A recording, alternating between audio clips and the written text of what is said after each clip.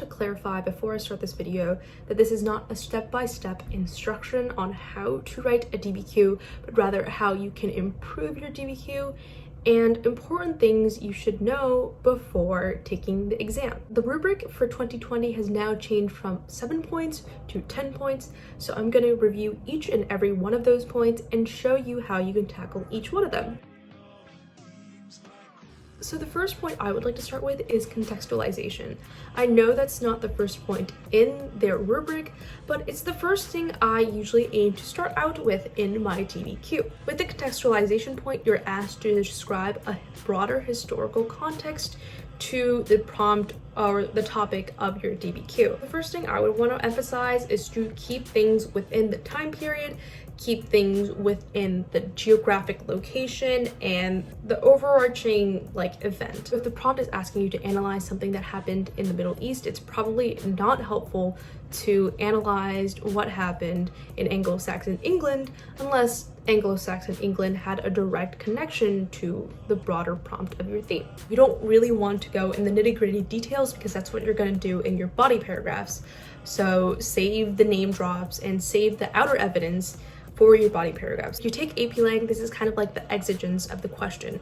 Lay out the exigence of the question in your contextualization. For last year's DBQ for AP World, it asked to evaluate the extent of change, or I think the impact that the Portuguese had on trade. So I, in my contextualization, talked about the dawn of the age of exploration. I talked about how the Indian Ocean was a basin for trade. I talked about how the Portuguese had a really strong and developed navy, just things like that. Don't use it as like a glossary of what's going on. Don't make a short list of all the events that was occurring in the era. You're just losing precious time that you can use to work on other things, which leads me to my next point. The thesis is probably one of the most easiest points that you can gain on the DBQ rubric. Your thesis should be able to be argued and defensible. So it's not adequate enough for you just to write a statement. Don't say George Washington made a lot of change within his presidential term. That's basically a fact, and it's not a strong enough thesis and doesn't show complexity or nuance. It should be something that you can take both sides on depending on the context and material in the documents, and it should be specific and not vague. Something like the Reconstruction era was bad is not a good enough thesis and will likely not be able to give you the point. Something I like to do is actually to have a general idea of what my position is well before I even start reading the documents. I'll read the prompt first and then have a general stance on it immediately. So when I read the documents, I can kind of shuffle and organize the documents to my specific stance. That way you're using the documents to help you support your argument and not your argument to be formed by the documents, if that makes sense. It'll save you so much time writing the DBQ, but also make your argument a lot stronger. Now, I have just said that thesis statement is one of the easiest points to gain on the DBQ, and the reason for that is because you can just use the same format over and over again. I'm going to leave down a link to a video by Heimlis History on how to write a thesis. In that video, he lists down what templates I'm referring to.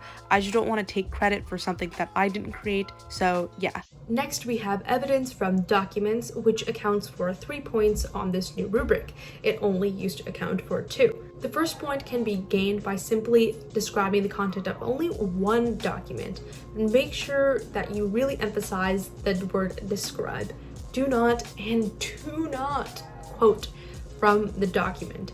Be able to summarize and describe what the hell the document is talking about. In order to gain 2 points, you have to be able to describe 2 documents and also use those 2 documents to support your argument. I know it sounds really obvious, but always ask yourself, why is this important? Why am I putting this into my DBQ?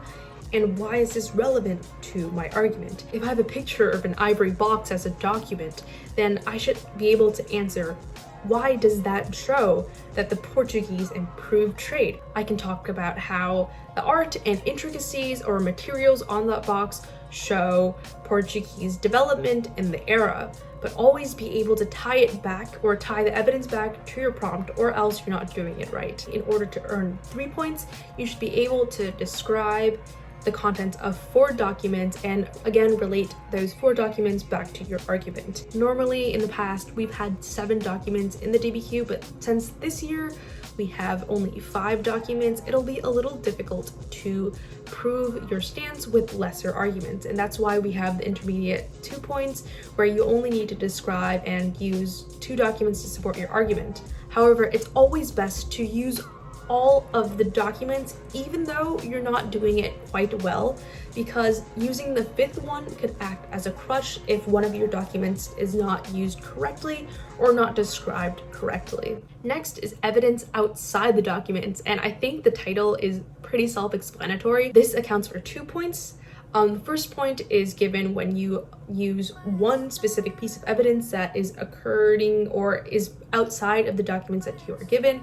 And the second point is given when you use a second piece of evidence that is outside of the documents that you are given. You actually need to describe this evidence and not just name drop a bunch of words out there. Describe why it is relevant to the grander scheme of things.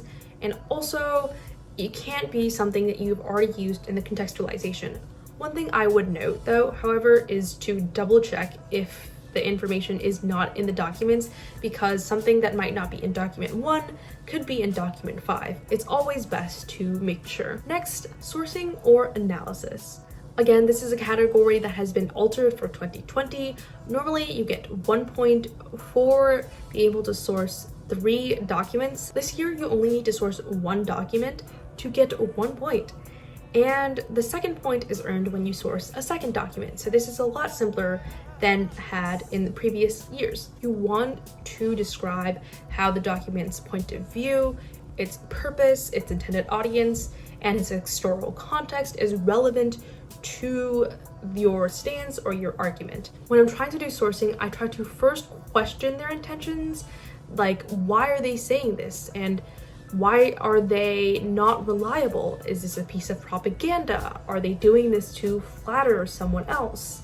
What are they trying to gain from this? Next, also see if I can try to prove their legitimacy or their intentions.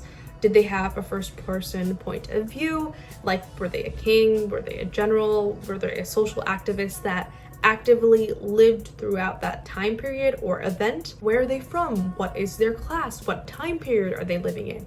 These are variables that can very much impact a person's point of view or argument presented in these documents. For example, someone who is a World War I veteran could have a vastly different perspective from someone who is a Harvard professor. Someone who is an historian in the 21st century will have a massively different point of view on women's rights than someone who lived in the 1400s. It's all about perspective and how that perspective changes your way of viewing things. Finally, the complexity point, which I know is a very difficult point for a lot of people. There are many ways to go about earning this complexity point.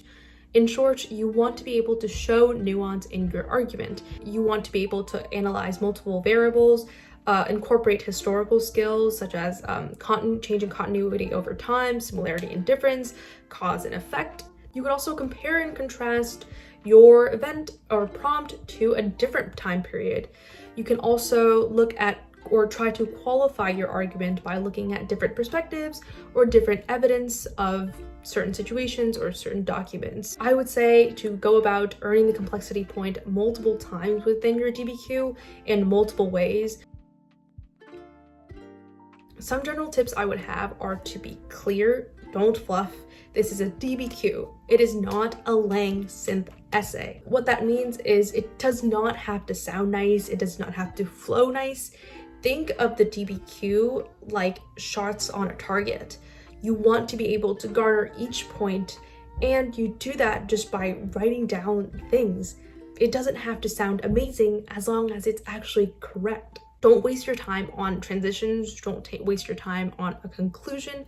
Just make sure that your paragraphs are, divided and clearly split up in an organized way so your reader can actually understand it. But beyond that, just do it and check off each point as you go. Also, one wrong statement isn't the end of the world. If you mistake one event for another, it's fine, as long as you don't completely contradict yourself or actually disprove your thesis/statement. They'll be able to gloss over that as long as everything else makes sense. Finally, with the new format of the DBQ and how short it is compared to previous years, I would recommend timing yourself if that is an issue that you struggle with. I'll leave a link to all the previously released FAQs for AP History courses, so that includes Euro, World, APUSH. You get the gist. I hope you guys will do great on the exam, and please feel free to leave me any questions, or if you guys have any suggestions for any further videos for AP Prep or even beyond that. Thanks for watching and stay safe.